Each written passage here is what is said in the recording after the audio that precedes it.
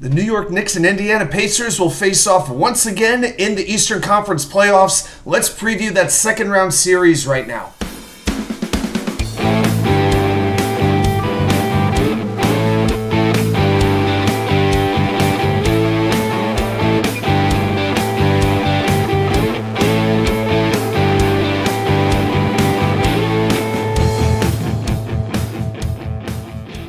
And well, welcome back to New York Sports WickerMedia. I'm Wa2K99. Thank you, as always, for taking the time to watch these videos.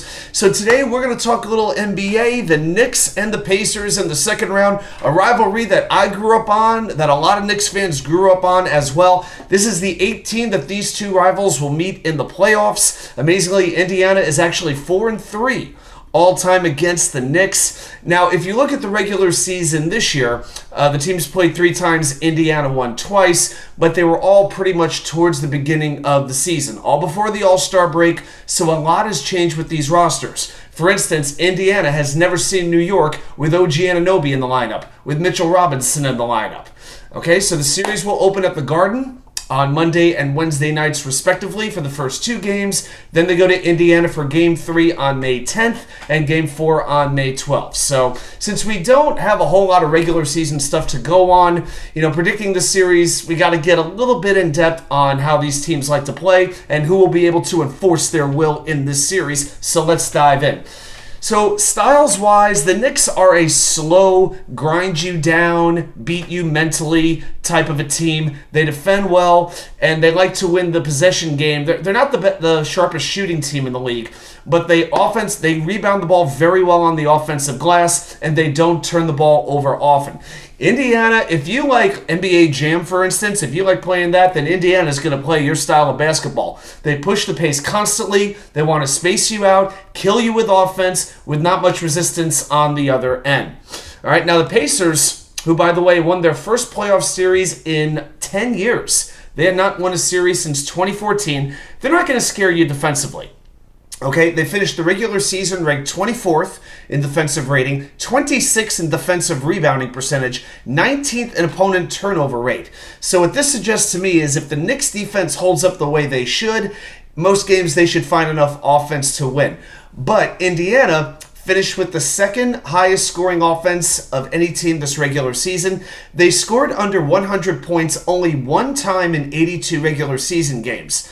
Then in the first round, they faced Milwaukee, not a team known very well for its defense, but Milwaukee was still able to limit Miami to 94 and 92 points in 2 of the first 4 games in that series. And one thing people talk a lot about is the possessions, the pace of play. It's like NBA's even got to get into analytics as well, right? But the Pacers average 102 possessions per game. That's second most, which tells you they like to play fast. Knicks had the least at 95.5. Why am I telling you this? Well, because come playoff time, the games tend to slow down. They become more methodical, more deliberate. Every possession means that much more than it does in a regular season game. And then in the first round, the Pacers had just a 92.89 possession count per game, so it went down by about 10 possessions per game. So Indiana had to sort of adjust their style to play a playoff style of basketball. So this tells me this is something the Knicks are going to be more comfortable with. All right, couple players to watch. Josh Hart for the Knicks is the one for me. He will be enormous again. His hustle is going to be huge for rebounding and defensive stops. He'll have his good games. He'll have his bad games. You'll never question his effort, though. But if he's on hitting those shots, those outside shots, I don't know if the Pacers have the ability to stop him.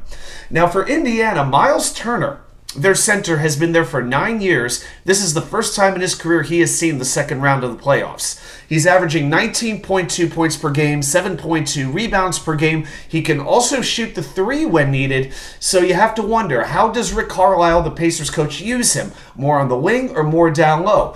I think IsaihHartenstein and Mitchell-Robinson can handle him decently enough down low, but if he's shooting long distance, how do the Knicks defend that? Maybe you see Precious Achiuwa come back on the floor. Maybe you put oganunoby on him since he's their best wing defender. And that leads me into a couple questions I really have as far as especially what Tom Thibodeau is going to do in the series. How is Thibodeau going to match the Knicks up defensively with Indiana's athletes? Okay, Anunoby is the Swiss Army knife. He guarded everybody in the Philadelphia series from Tyrese Maxey to Joel Embiid. I think he'll be used in kind of a similar way this time. Now, to me, the natural place to put him on is on his former teammate, Pascal Siakam. And Siakam dominated Milwaukee with 36 points in Game 1, 37 points in Game 2. Now, Siakam and Anunoby were teammates in Toronto, so they had plenty of time to go up against each other in practice, but they've never done it in an actual game before. All right, they were teammates for 6 years. So this is going to be a very interesting head-to-head matchup. Also, does Thibodeau expand the rotation past 7 players? I keep coming back to this. But to me, you need some speedy players to counter the Indiana fast break and long-range shooting. And, Achua can get out to the wing a little bit more if a big man on Indiana wants to shoot deep.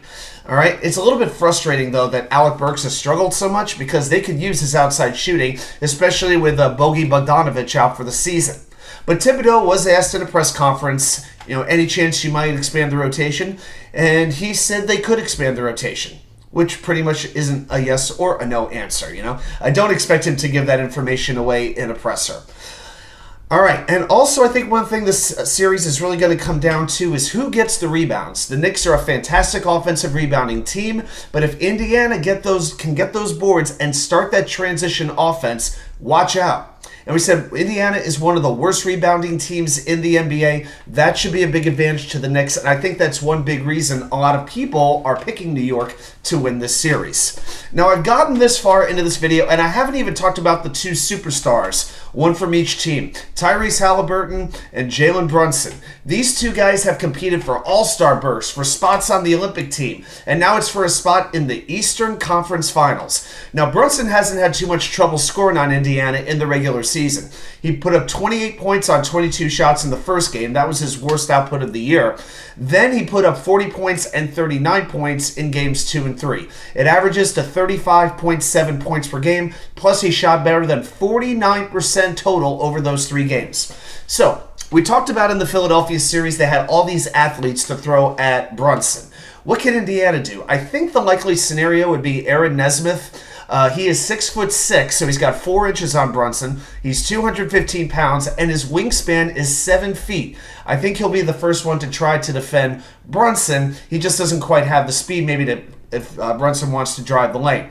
But Indiana also has a pretty tall backcourt with Halliburton and andrewnembhard, both at 6'5". They will get their chances, as will TJ McConnell, who can be a bit of a pest on the court.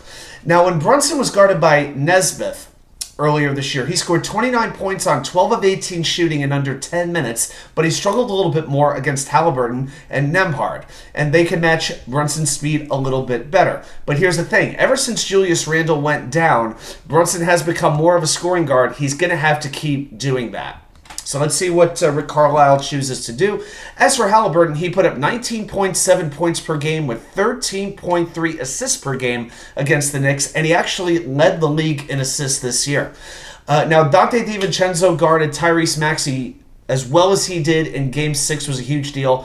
I would think it's either going to be DiVincenzo or Josh Hart to start on Halliburton. Let's see what happens. And I'll spend about 10-15 seconds here on Obi Toppin, the ex-Knick, now on Indiana. He plays 15 minutes per game. He's very good on the fast breaks, but I can think of 4 or 5 players that I'm more concerned about, probably 5 or 6 that I'm more concerned about before I am Obi Toppin. So what's my prediction for the series? Well, to me, the Knicks are more built for a gritty style of basketball, and that translates very well to the playoffs. They have a little more experience. They're a tougher team. I think Indiana got a little fortunate with Milwaukee since Giannis was out. Damian Lillard was severely hurt. I could certainly see a night or two when Indiana's just hitting their shots, gets a game here and there. I am going to say the Knicks win their second straight series on the road. For the second straight time, it is Knicks in 6. So I am predicting the New York Knicks to go back to the Eastern Conference Finals for the first time since, I think, 2000. It's been a long, long time. Well, those are my thoughts on the series. Let me know yours. Put them right down there in the comments. Thanks, everybody, for watching, and I'll see you right back here with more content from you know where. The Wicker Chair.